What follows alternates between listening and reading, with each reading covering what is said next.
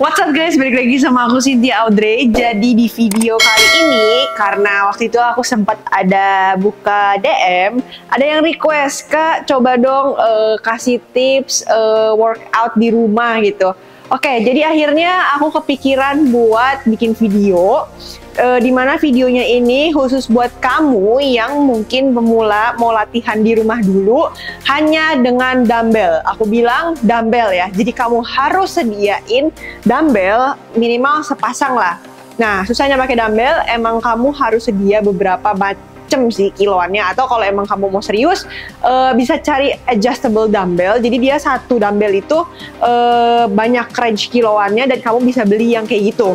Nah, oke, jadi nggak usah lama-lama lagi. Di sini aku bakal kasih semua gerakan yang mungkin teman-teman bisa lakuin di rumah. Jadi bentuknya bukan kayak workout bersama, tapi aku bakalan kasih semua gerakan, semua muscle part yang teman-teman bisa lakuin. Aku mulai dari atas ya, biar nggak ada yang kelewat. Jadi untuk latihan bahu, aku mulai dari latihan bahu dulu. Oke, nah latihan bahu itu ada 3 otot. Yang pertama depan, samping, sama bagian belakang. Nah, untuk 3 otot ini aku cuma minta teman-teman bisa lakuin 4 gerakan. Yang pertama untuk otot depan,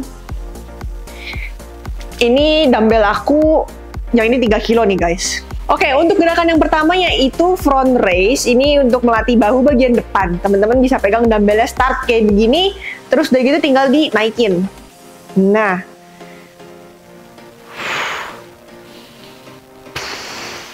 oke. Ini kalau misalnya dari samping, jadi megangnya biasa, terus gak perlu sikunya sampai lurus banget, biasa aja kayak gini. Terus core kencang. Ingat ya, semua gerakan apapun, core itu harus dikencengin.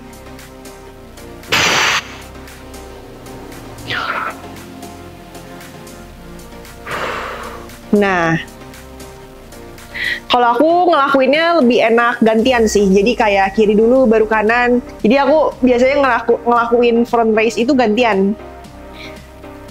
Nah, kecuali pakai plate. Kalau misalnya pakai plate di gym, aku bisa langsung tangannya bareng. Itu untuk bahu depan. Oke, sekarang bahu bagian samping. Bahu bagian samping, teman-teman hanya perlu lakukan lateral raises. Jadi lateral raises itu bentuknya kayak gini.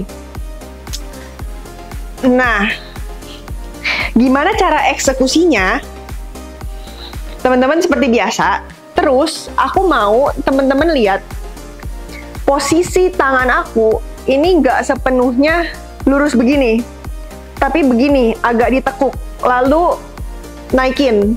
Kalau kata Om Aderai, itu ketika kita begini, coba diilustrasiin di pikiran kita kayak kita lagi nuangin teko. Nah, jadi begini, sikunya rada ditekuk, terus tinggal dinaikin. Kalau aku biasanya sampai sini sejajar, terus naikkan dikit lagi. Hold tension pas di atas 1 detik.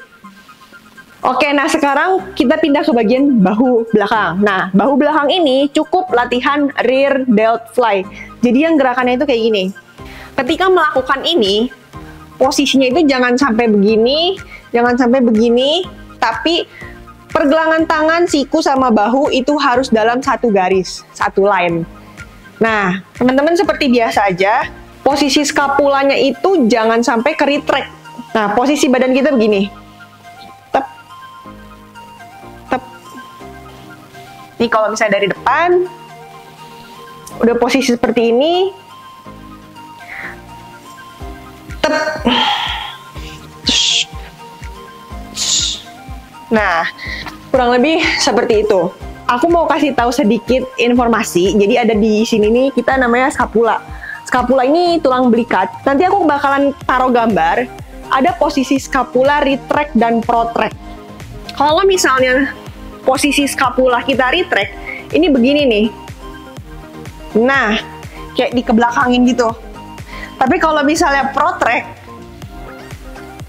nah kayak begini. Jadi kalau misalnya kayak tadi teman-teman mau rear delt fly, itu posisiin scapulanya protract. Kayak biasa aja, jadi jangan di retract begini startnya. Protract aja udah. Terus tinggal diangkat tangannya. Udah. belajar selipin sedikit ya bahasa-bahasa fitnessnya. Jangan dianggap pusing ya guys, jangan dianggap pusing. Aku rekomen juga kamu sambil belajar. Yang penting kalau misalnya kamu ngerti teknikalnya, kedepannya itu gampang banget. Kamu bisa eksekusiin dengan sempurna, berarti otot kamu kenanya lebih maksimal, masa otot naiknya lebih berprogres kan. Oke, selanjutnya ada shoulder press. Jadi kalau shoulder press, dia emang kenanya di bagian bahu depan sama bahu samping. Jadi kalau shoulder press biasa sih, aku pakai prinsip kayak bikin segitiga gitu. Jadi megang dumbbellnya aku nggak begini, biasanya aku aku giniin. Kalau untuk shoulder press aku pegangnya kayak gini. Terus, misalnya nih, di rumah kamu punya dumbbell itu mentok hanya 5 kilo. Kamu bisa kasih jadi Arnold press. Jadi, Arnold itu sebenarnya kalau misalnya kamu di gym, itu hanya variasi tambahan. Dia nggak wajib untuk dilakukan. Kalau misalnya kamu jadi anak gym, kamu latihan di gym, kamu mending lakukan military ataupun shoulder press dengan dumbbell yang masih bisa lebih berat gitu loh. Tapi kalau misalnya zaman dulu dumbbell terbatas, dan mungkin kamu di rumah juga dumbbell terbatas, kamu bisa tambahin Arnold press. Jadi misal, kamu pakai shoulder press 5 kilo udah nggak berasa apa-apa. Kamu bisa kasih Arnold press yang kayak gini.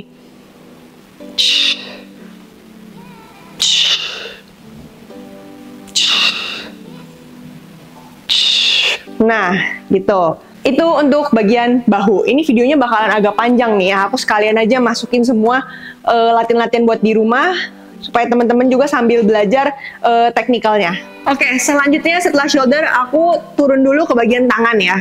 Nah, di tangan itu kita punya yang namanya bicep sama tricep. Oke, bicep dulu. Nah, bicep menurut aku itu kamu nggak perlu banyak variasi. Di rumah kamu hanya perlu bicep curl, terus kalau misalnya mau variasi tambahan sama hammer curl. Udah gitu aja, even di gym pun latihan bicep itu intinya bicep curl. Tinggal bisa diatur kalau misalnya di gym. Kamu bisa pakai bench, jadi agak duduk terus nyender, and then kamu kayak gini, itu bisa nambahin variasi lagi. Atau misalnya kamu pakai mesin, atau pakai kabel, pakai bar. Kalau di gym tuh emang banyak variasi, tapi ya intinya seperti itu sih. Intinya ya bicep curl. Oke, untuk bicep curl kamu bisa pegang dumbbell kayak begini. Posisiin tangan di sini. Habis itu ini bagian lengan tempelin ke badan, and then naik. Nah, pas turun, coba genggamannya agak dilepas dikit. Jadi kayak biarin dumbbellnya mau jatuh aja. Supaya pure bicepnya yang nahan. Nah, pas naik baru digenggam lagi. Pelan-pelan aja. Nah, seperti itu. Yang kedua ada hammer curl. Jadi kalau misalnya hammer, dia pegangnya kayak gini, natural grip gitu. Ininya juga sama, tempelin and then naik. Nah, apa bedanya bicep sama si hammer curl ini? Jadi kalau misalnya bicep curl, dia pure kenanya ke bicepnya sini, terus agak bagian dalam. Tapi kalau misalnya hammer, dia ada bantuan dari forearm. Makanya kenapa kamu kalau ngelakuin hammer curl, itu pasti bebannya bisa lebih berat daripada bicep curl. Gitu. Jadi kalau misalnya kamu ngelatih hammer curl, ini sekalian kamu melatih forearm juga, yang area ini. Oke, itu untuk bagian bicep, singkat aja, simple karena emang otot kecil juga. Sekarang kita ke tricep. Nah, tricep perlu kamu tahu, dia ada 3 part otot. Medial, long head, sama lateral head. Nah, kalau misalnya di tempat gym, itu banyak variasi yang bisa kamu lakukan. Kayak misalnya close grip bench press, terus juga cable tricep kickbacks, udah gitu. Ada mesin tricep juga biasanya, terus kamu bisa rope push down, banyak variasinya. Nah, tapi kalau misalnya di rumah aku cuma mau rekomend satu gerakan aja, yaitu overhead single arm tricep extension yang seperti ini. Nah, yang kayak gini. Jadi posisi tangan dari bahu sampai siku itu diem aja. Yang sebelah lagi seperti ini. Sebenarnya ini sama kayak yang kalau misalnya kamu tahu ada overhead tricep tapi yang langsung 2 tangan, sama. Kadang nggak semua orang bisa ngelakuin yang langsung 2 tangan ini. Aku pun kadang masih kagok kalau ngelakuin yang 2 tangan langsung, jadi lebih enak satu-satu, sebelah-sebelah. Nah, oke guys, sekarang kita pindah ke latihan chest atau bagian dada. Oke, untuk di rumah, bagian latihan dada ini aku cuma rekomen ada 3 gerakan. Yang pertama udah pasti dumbbell chest press. Jadi dumbbell chest press ini kamu bisa tiduran aja di lantai. Nah, seperti yang udah aku jelasin tadi, masalah protract dan juga retract. Ketika kamu mau melatih chest, coba posisikan skapulanya ini sekarang di retract, tep, digituin. Nah, situ posisi tidurannya. Setelah kamu retract, kamu tiduran. Nah, jadi dia akan membentuk yang namanya arch di daerah pinggang sini. And then kamu dari lantai aja, nggak apa-apa. Nah, ketika mendorong, fokus menggunakan otot dada. Kurang lebih seperti itu dumbbell chest press. Sama yang berikutnya ada dumbbell fly. Jadi dumbbell fly ini untuk melatih otot dada bagian tengah. Nah, ini dumbbell fly. Nah, kamu jangan jatuhin dumbbellnya sampai ke lantai, tapi tahan kurang lebih di sini. Tahan, and then up. Makanya posisi sikunya jangan terlalu lurus begini, jangan. Tapi ya agak dibengkokin, and then baru buka lebar.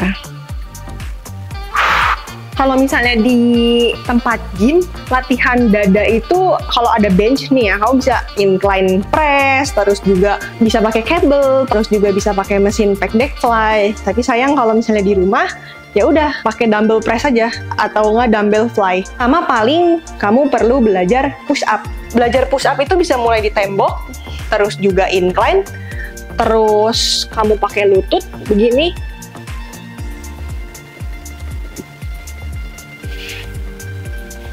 Kalau udah pro, udah jago, langsung aja begini.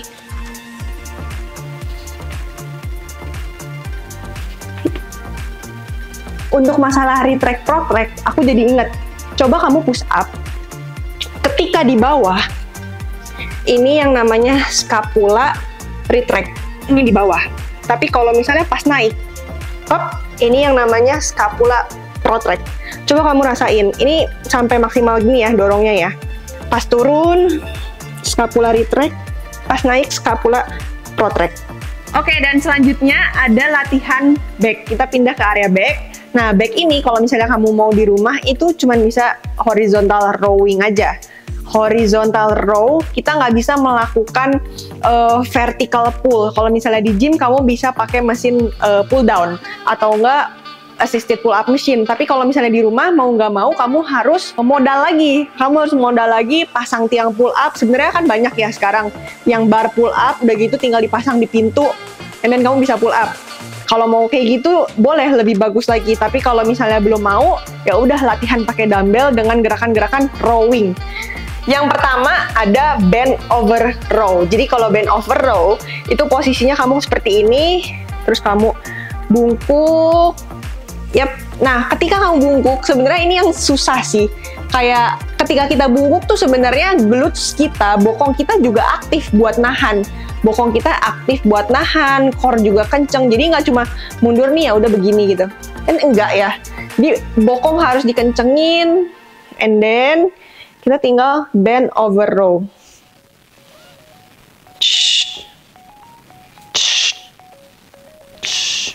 Ini ada 2 jenis gripnya. Yang pertama kayak tadi, itu namanya pronated. Ini namanya pronated.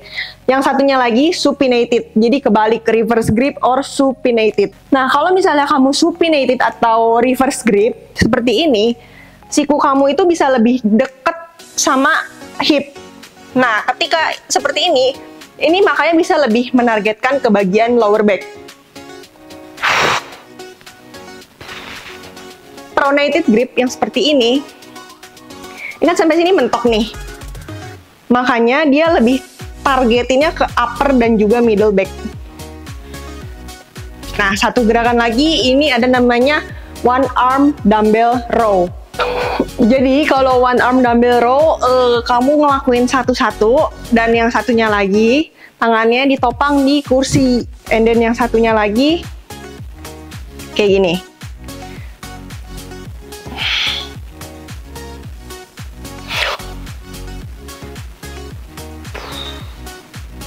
Jadi badannya diem aja, biarin siku kita yang narik. Ingat ya, kalau setiap latihan back, setiap kita narik, rowing, pulling, itu ikutin aja arah sikunya. Jadi kan nggak begini, tapi ikutin aja arah sikunya. Tep. Itu untuk one arm dumbbell row. Setelah semuanya bagian atas, kita ke bagian lower body ataupun latihan kaki. Nah, kaki sendiri kan sebenarnya terdiri dari beberapa part ya. Ada ini paha depan atau quadricep, terus juga bagian paha belakang, yang ini nih paha belakang, terus juga ada glutes atau bokong, terus juga ada lagi betis. Nah, aku bakalan kasih dari gerakan yang paling pertama, yang paling umum, yaitu squat. Untuk squat pakai dumbbell, aku prefer goblet squat aja. Jadi pegang dumbbellnya di sini, terus buka kakinya selebar bahu, and then down. Nah, oke. Problem pertanyaan kamu mungkin ada, Kak, itu ketika squat emang boleh lutut melebihi jari kaki? Boleh. Ini udah nggak zaman masalah squat lutut gak boleh melebihi jari kaki. Kecuali kamu emang ada kendala di bagian lutut, pernah cedera, atau emang kenapa, ya jangan gitu loh. Tapi kalau kamu mau melebihi jari kaki, itu nggak masalah, boleh-boleh aja. Nah, setelah squat, aku mau kasih static lunges. Jadi, lunges tapi diem, dan ini untuk fokus ke bagian paha depan ya, lungesnya ya. Jadi, posisiin kaki kamu senyaman mungkin lebarnya.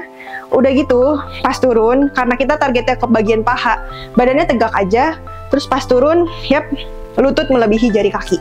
That's it. 1,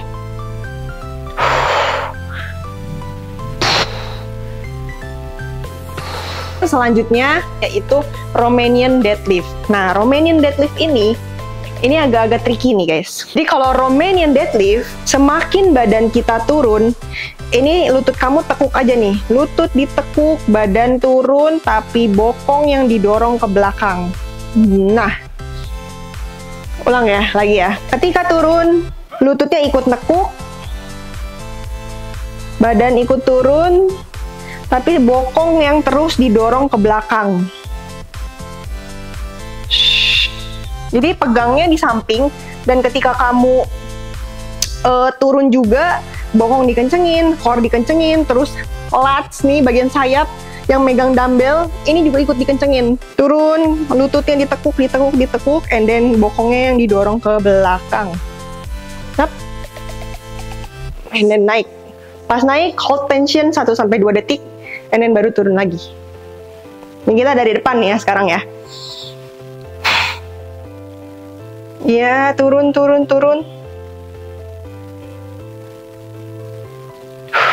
Kurang lebih seperti itu. Oke, next, tadi kan Romanian deadlift tuh. Nah, sekarang pasti teman-teman juga pengen latih bagian paha belakang atau hamstring. Nah, kalau misalnya di tempat gym itu kita bisa ngelakuin lying leg curl, yang tinggal pakai mesin tiduran terus kakinya diangkat. Tapi kan kalau di rumah nggak bisa. Jadi aku rekomen kamu melakukan stiff leg deadlift. Nah, stiff leg deadlift atau SLDL sama RDL itu banyak orang yang ketuker. Dulu aku juga sempat ketuker, makanya makin belajar, terus mengeksekusi, barulah makin mengerti perbedaannya. Kalau tadi kan Romanian deadlift, lututnya ditekuk, ikutan nekuk. Kalau misalnya stiff leg deadlift, sedikit aja ditekuk. Stiff leg deadlift, jadi tekuk sedikit lututnya. Nah, kalau udah, badan terus yang turun. Badan yang turun, hop. Ya kurang lebih sampai tulang kering lah. And then naik. Nah, lututnya tekuk sedikit aja. Badannya yang diturunin. Terus Sampai kurang lebih segini. Kalau di aku segini nih udah mentok ya flexingnya. Nih segini. Habis itu tarik. Turun lagi, lututnya tekuk dikit aja. Bokongnya nggak usah terlalu didorong ke belakang, badannya yang turun.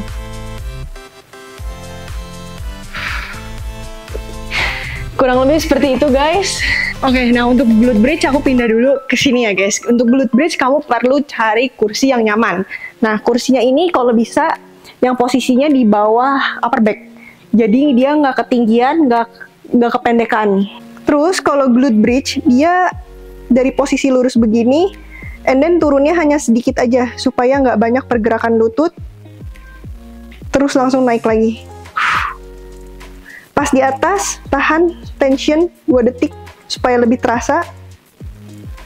Turun lagi, pelan, dikit, baru naik. Oke, kalau latihan betis, kan betis satu lagi nih, bagian kaki. Teman-teman cukup cari tangga, udah gitu, kakinya ini berada di tengah-tengah tangga. Terus dari bawah sini, teman-teman boleh pegangan, tinggal dinaikin. Hup. Terus naik lagi, kayak jinjit biasa sih guys.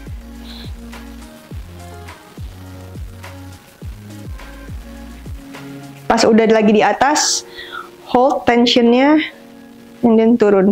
Oke guys, itu dia tadi latihan-latihan referensi dari aku yang bisa kamu lakuin di rumah hanya dengan sepasang dumbbell. Terus mungkin dari sini kamu pasti bertanya-tanya kayak, Kak, itu gerakan-gerakan tadi kalau misalnya mau latihan berapa set, berapa reps, terus berapa kali seminggu? Oke, aku coba bikin split workout 3, 4, 5. Nih, aku tampilin di layar supaya kamu bisa lihat. Ini yang 3 kali, bisa kamu screenshot dulu. Terus ini yang 4 kali, ini juga bisa kamu screenshot ataupun yang 5 kali. Split workout ini gerakannya aku ambil dari yang tadi udah aku jelasin. Jadi kalau misalnya kamu lagi latihan, kamu bisa buka video ini lagi buat lihat splitnya, terus juga mau belajar tekniknya bisa dimundurin videonya. Jadi untuk pemula menurut aku teknik itu penting supaya kalau tekniknya benar berarti kita juga benar targetin ototnya. Urusan beban mau ditambahin silakan kalau misalnya kamu udah merasa ringan ataupun dengan teknik yang benar, tapi kalau misalnya tekniknya masih agak-agak kacau belum maksimal, mendingan dimaksimalin dulu aja. Urusan beban itu belakangan nggak masalah. Karena buat aku pemula itu yang paling penting belajar konsisten sama disiplin dulu. Karena percuma kamu mau A, B, C, D, E, F, G, tapi kalau nggak disiplin, nggak konsisten, susah sih. Karena yang penting kan belajar membangun habit baru dulu. Membangun habit, pola hidup sehat, terus juga rajin olahraga. Terus jangan lupa kalau udah rajin olahraga, protein, nutrisi dimaksimalin. Sama tidur. Tidur ini penting banget. Tidurnya jangan malam-malam, jangan begadang. Usahain 7 jam. Oke guys, kalau misalnya kamu punya inspirasi konten lagi, kayak misalnya Kak, coba tolong bikin split latihan apa gitu. Nanti komen aja. Semoga aku bisa kasih yang terbaik buat teman-teman. Thank you yang udah subscribe dan yang belum, yuk di subscribe. Jangan lupa juga buat like, comment, and share. See you di next video.